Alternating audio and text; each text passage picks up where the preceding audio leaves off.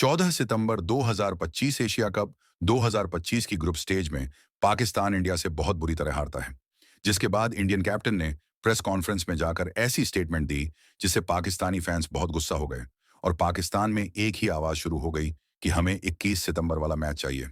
लेकिन जब वो मैच आया तो पाकिस्तान वो भी हार गया, जिसके बाद एक बार फिर सूर्य कुमार यादव ने प्रेस कॉन्फ्रेंस में जाकर कहा कि पाकिस्तान इंडिया की कोई राइवलरी नहीं, इंडिया पूरी तरह डोमिनेट कर रहा है और पाकिस्तान का इंडियन टीम के साथ कोई मुकाबला नहीं। और शायद ये बात कर भी, मगर सच थी। इसलिए आज के वीडियो में हम जानेंगे कि पाकिस्तान ने इस एशिया कप में ऐसी कौन सी गलतियां की जो उन्हें यहां तक ले आई, और जानेंगे उस सारी कंट्रोवर्सीज को जिसने पाकिस्तान के इस हार के जख्मों पर नमक का काम किया। और क्या पाकिस्तान की यह टीम इस एशिया कप में इंडिया से 2 बार हारने के बाद उसे फाइनल में हरा सकती है? पाकिस्तान इंडिया का पहला मैच होता है 14 सितंबर को। यह मैच बाकी इंडिया पाकिस्तान मैच जैसा नहीं था, यह उससे कहीं बढ़कर था, क्योंकि रिसेंटली हुई पाकिस्तान इंडिया वॉर के बाद यह पहली दफा था जब ये दोनों मुल्क इस क्रिकेट मैच में आमने सामने होने वाले थे। ऊपर से इस मैच से पहले पाकिस्तान ट्राई सीरीज जीत कर आ रहा था। इस ग्राउंड में पिछले 3 मैचेस में से 2 दफा पाकिस्तान ने इंडिया को हराया था, जिससे पाकिस्तानी फैंस को काफी उम्मीद थी कि पाकिस्तान यह मैच जीतेगा। मगर जब मैच शुरू हुआ तो सारी उम्मीदें खाक में मिल गईं। बैटिंग में पाकिस्तान की पहले ओवर्स में विकेट्स गिरना शुरू हो गई और बॉलिंग में पाकिस्तान को पहले ओवर में बाउंड्रीज पड़ना शुरू हो गई। पाकिस्तान के बॉलर्स बैटिंग कर रहे थे और बैटर्स बॉलिंग। ओवरऑल सब कुछ उल्टा पुल्टा हो चुका था। जहां पाकिस्तान ने पहले बैटिंग करते हुए सिर्फ 127 रन बनाए, जिसमें शहीन शाह अफरीदी के 16 बॉल्स पर 33 रन भी थे। मगर जब पाकिस्तान की बॉलिंग आई तो पाकिस्तान का मेन बॉलर जो इतनी अच्छी बैटिंग करके आ रहा था, वो बॉलिंग में बुरी तरह फेल हो गया। वहीं दूसरी तरफ साइन अयूब, जिनका मेन काम बैटिंग करना है, वो बैटिंग में 0 पर आउट होकर बॉलिंग में विकेट्स पर विकेट्स ले रहे थे। ओवरऑल इस पूरे मैच में कुछ भी पाकिस्तान की साइड पर नहीं था और इंडिया इस टारगेट को 15 ओवर्स में ही चस करके ये मैच जीत जाती है। मगर इस मैच की असल कंट्रोवर्सी तो इसके खत्म होने के बाद शुरू होती है, जहां इंडियन टीम बिना हैंडशेक किए चली जाती है और ड्रेसिंग रूम का दरवाजा बंद कर देती है।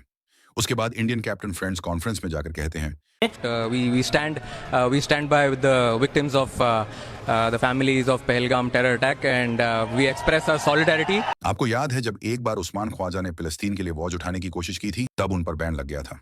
मगर यहाँ इतनी बड़ी स्टेटमेंट के बाद भी इंडियन कैप्टन को कुछ नहीं कहा गया। लेकिन इस स्टेटमेंट के बाद पाकिस्तान में गुस्सा बढ़ गया और हर जुबान पर एक ही अल्फाज थे, 21 वाला मैच चाहिए आगा जी, 21 वाला मैच चाहिए। क्योंकि पाकिस्तानी फैंस भी जीतकर अपनी भड़ास निकालना चाहते थे। मगर जब 22 सितंबर वाला मैच आया तो पाकिस्तान उससे भी हार गया। इस मैच में भी पाकिस्तान को पहले बैटिंग मिली थी, मगर पिछले मैच के उल्टे इस मैच में ओपनर्स ने काफी अच्छा स्टार्ट दिया था, जहां कुछ कैचेस ड्रॉप भी हुए, कुछ कंट्रोवर्सी कैचेस भी पकड़े गए।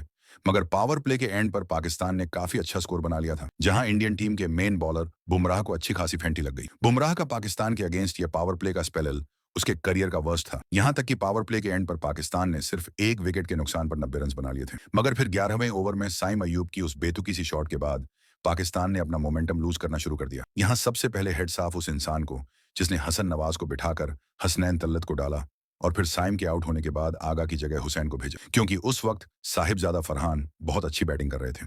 वहां उस वक्त उनके साथ एक ऐसे बल्लेबाज की जरूरत थी जो सिंगल डबल से उन्हें स्ट्राइक दे सके और वक्त आने पर हिटिंग भी कर सके।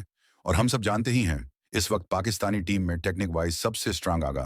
मगर ऐसे ब्लंडर्स हुए कि पाकिस्तान अगले 10 ओवर्स में सिर्फ 80 रन ही बना पाया और स्ट्रगल करते करते पाकिस्तान ने 170 बना ही लिए। मगर यहां पर तारीफ बनती है इस बंदे की, इसने जो किया है ना, उसे लफ्जों से बयान नहीं किया जा सकता। लेकिन जब पाकिस्तान की बॉलिंग आई तो सब कुछ बदल गया।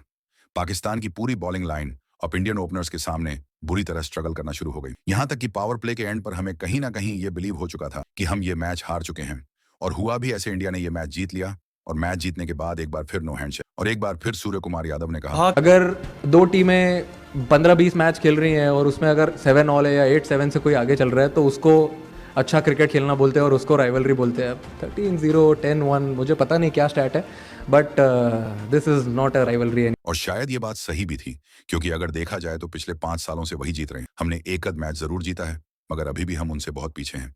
लेकिन अगर देखा जाए तो इस एशिया कप में पाकिस्तान इंडिया के अलावा किसी से नहीं हारा, क्योंकि पाकिस्तान के टॉप ऑर्डर में से सिर्फ एक ही बैट्समैन ने परफॉर्म किया था और विकेट्स गिरने की वजह से उसका स्ट्राइक रेट भी 130 से कम हो गया था। उसके बाद मैच के मिडिल में जब मिडिल ऑर्डर की बारी आई कि वो पाकिस्तान का टोटल 200 तक पहुंचाएं, तो वह वहां फेल हो गए और स्कोर 200 से कम होकर 170 पर आ गया।